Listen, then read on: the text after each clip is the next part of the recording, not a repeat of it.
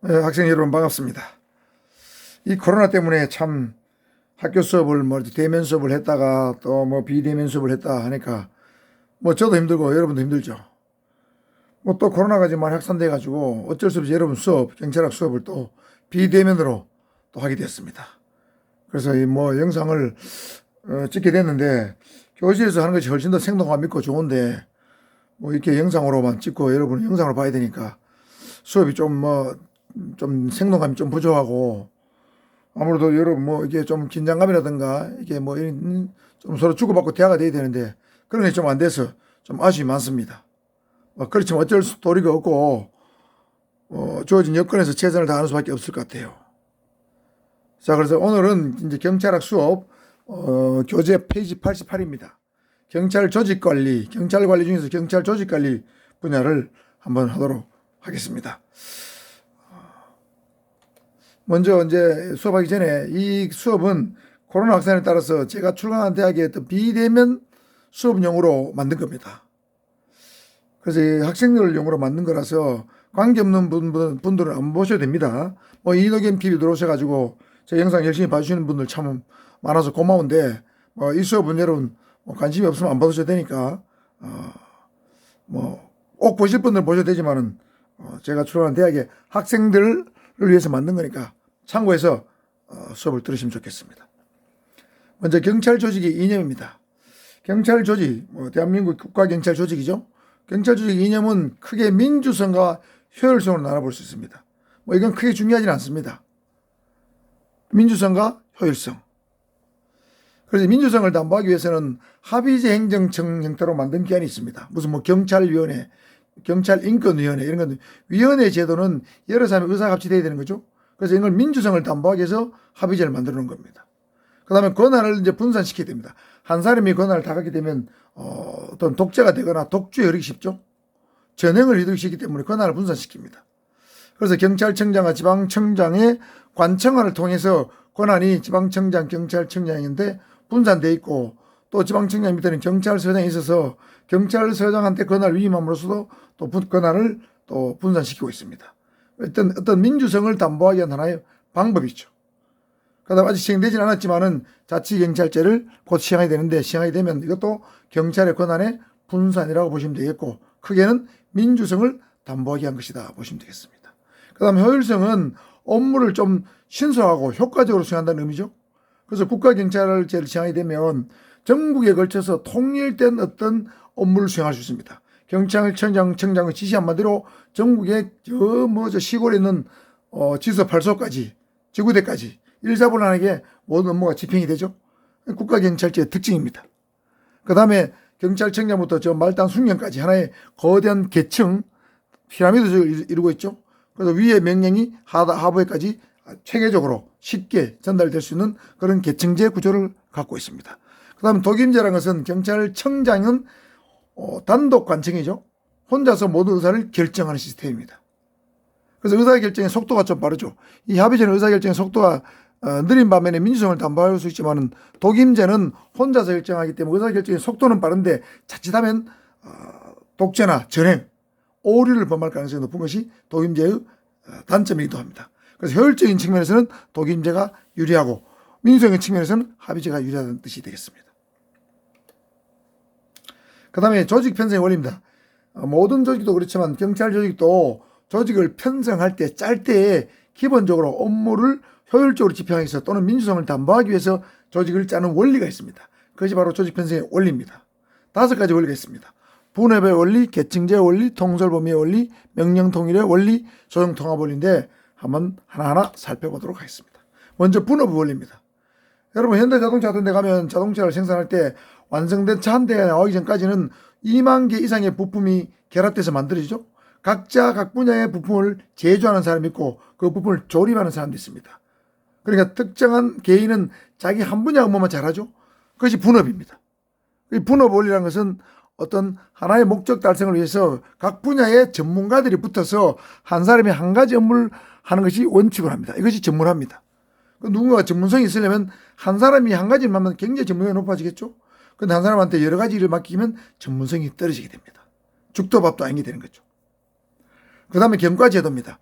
경찰의 경과는 일반경과, 수사경과, 보안경과, 특수경과가 있는데 특수경과는 항공운전정보통신경과가 있습니다. 이런 경과 제도를 둔 이유는 예를 들면 수사경과 같으면 형사지능과학 수사, 여성청소년 교통사고 조사, 국제범죄 수사 분야를 일반경찰과 분리해서 독립적 인사 시스템으로 운영하는데 그 이유는 뭐겠습니까? 수사의 어떤 전문성 확보, 수사의 독립성 확보를 목적으로 하기 때문이죠. 그래서 수사경과에 있는 사람들은 수사 분야에서만 움직입니다. 인사 이동이 거의 일어나는 거죠. 저도 수사 행사과정 오래 했기 때문에 수사경과자입니다. 그 다음에 보안경과는 간첩이나 국가보안법 위반 사건을 주로 수사하는데 여러분 간첩이나 국가보안법 잡는 거 정말 어렵습니다. 최근에 우리 정부에서 국정원에 있던 대공수사 기능을 경찰에 넘겨준다고 국정원법을 개정했죠. 그렇지만 이거는 굉장히 위험한 발상입니다. 왜냐하면 간첩을 잡으려면 내사를 한 3년에서 5년을 해야 잡습니다. 그런데 경찰은 솔직히 말해서 간첩을 잡을 능력이 매우 부족해요. 국정원은 뛰어납니다. 그런데 국정원을 기능을 경찰에게 넘기기만 하면 국정원의 우수한 수사 인력도 같이 넘기면 괜찮은데 인력은 그냥 두고 기능만 넘어온다면, 업무만 넘어온다면 사실은 간첩이나 국가보안법을 잡지 말라는 거 똑같습니다. 그래서 그 어떤 검찰개혁, 권력기관 개혁이라는 말을 쓰고 있지만은 굉장히 국가 안보를 굉장히 위험한 상태에 빠뜨릴 수 있는 위험한 발상입니다. 뭐 어떻게 개혁될지 모르겠습니다만은 사람과 업무가 같이 넘어야 되지 업무만 넘어가는 굉장히 위험하다 하는 것을 말씀을 드립니다. 그래서 이런 경과를 통해서 분업벌이를 잘 실천하고 있습니다. 그 다음에 계층제가 올립니다. 계층제라는 것은 이렇게 조직이 피라미드를 말하죠. 경찰청장, 치안총감, 치안정감, 치안감, 뭐 이렇게 경무관, 총경, 위에서부터 밑에까지 순경까지 하나의 거대한 계층을 형성하고 있는 거죠. 그 다음에 최고관리자, 중간관리자, 그 다음에 말단의 어떤 직원들 이런 사람들이 계층을 형성해서 일체감과 통일감을 형성하는 거죠. 상하 간에 상부의 지시가 하부에 잘 전달이 되고 하부의 어떤 업무를 수행한 것이 상부에 잘 보고가 되는 그런 시스템이 계층제입니다. 그 다음에 어떤 운영의 효율성과 능률성을 확보하는 데 장점이 있고 책임과 임무의 한계가 명확하죠. 내가 할 일, 중앙관리자가 할 일, 최고관리자가 할 일이 명확합니다. 그 다음에 이제 계층이 있기 때문에 업무 처리에서 굉장히 신중을 기할 수 있습니다.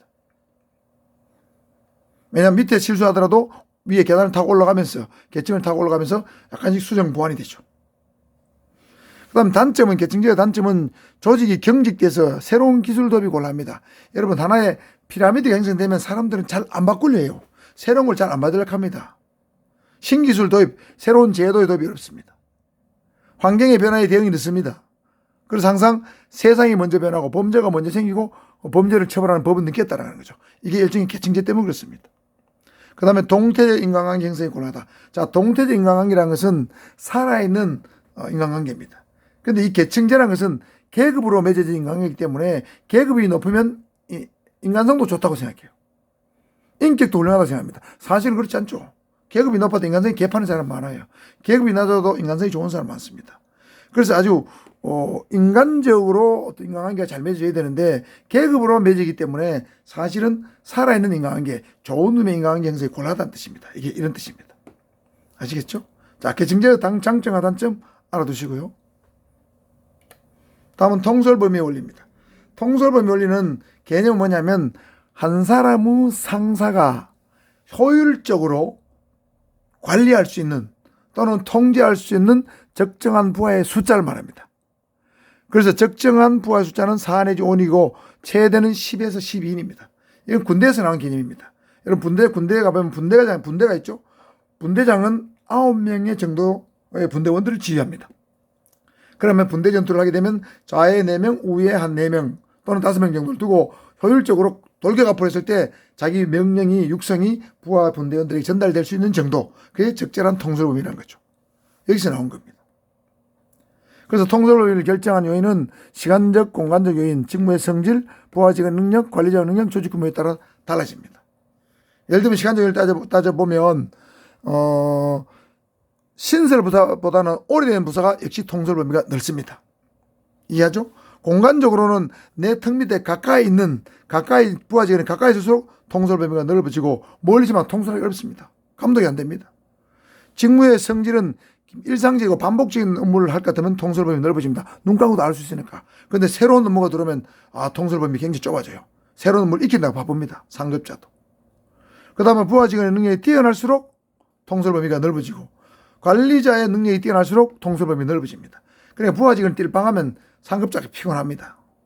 그 다음에 조직의 규모가 작을수록 통솔 범위가 넓어지고 클수록 통솔 범위가 좁아집니다. 예를 들면 직원이 10명밖에 없다. 사장이 한눈에 다 파가죠. 그렇다는 뜻입니다. 청사의 크기라든가 조직 전체의 인원수는 통솔 범위의 결정 요인과 무관하다. 자, 여기 중요한 것은 통솔 범위 결정 요인이 아닌 것은 그 다음에 이런 어떤 요인에 따라서 통솔 범위가 넓어지느냐 좁아지느냐 여기까지 여러분 잘 알아두셔야 됩니다. 그 다음에 명령 통일의 원리는 개념이 이겁니다. 사공이 많으면 배가 산으로 간단 말이죠. 업무는 한 사람의 상관으로부터 받고 그 상관에게만 보고해야 되는 원칙이 명령 통일의 원리입니다. 그래서 조직의 혼선과 혼란을 예방하고 신속한 결정이나 결단을 위해서 명령 통일의 원리가 존재하는데 명령 통일 원리를 보완하는 원리는 권한을 상급자 권한을 하급자한테 약간 위임해 준다. 대리 제도를 둔다. 이런 것은 명령 통일의 원리를 보완하는 원리가 되겠습니다. 마지막으로 조정 통합 원리인데 이거는 구성원이 행동 통일을 기하도록 집단적 노력을 질서 있게 비행한다. 구성원이나 단위 기관의 활동을 전체 관점에서 통일하여 조직의 목표 달성을 높인다. 이렇게 되는데 무슨 말이냐면 이렇게 계층이 있다면 상급자는 밑에 직원들이 조직의 목표 달성할 수 있도록 각자 역할을 잘 하도록 관리해야 되는 뜻이 되겠습니다.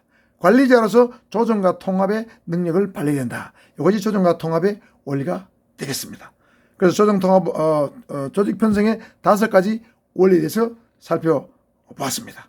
잘 이해해 두셨다가 시험에 잘 대비하기 바랍니다. 아시겠죠? 수고했습니다.